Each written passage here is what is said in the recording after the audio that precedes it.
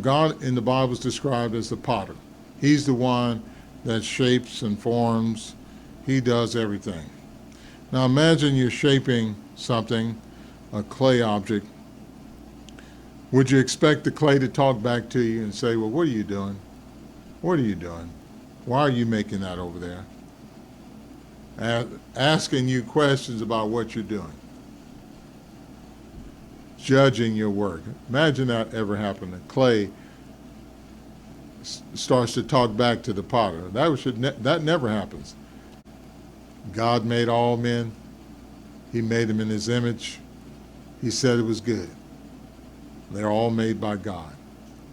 And yet the racists, when they look down on someone else, they want to genocide these people. They don't like these people because they're not like us or whatever. Now they're judging God.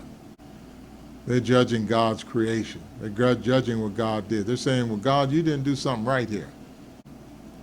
You're the clay. You actually took the time to talk back to God and tell him you don't like what he did. That certain people are only 3/5 human. That what's in the womb is not human life. Judging God's creation. Now you can go out and talk about somebody drawing a picture, something, sculpture, whatever you want. You can critique that. You can say, well, I don't like that. I don't like what he did. But no one should ever be questioning what God has created. No, instead of being like that, the Bible shows the proper attitude to have. 1 Peter 2:17, have honor for all men. If you have honor for all men, you'll never be in that situation of critiquing what God created. You'll never be in that situation.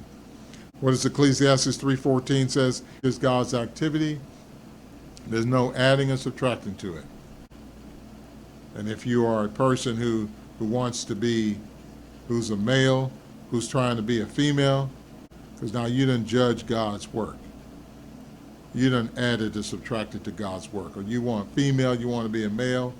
Now you done told God, or you done critique, you done judge God's work. I mean, you don't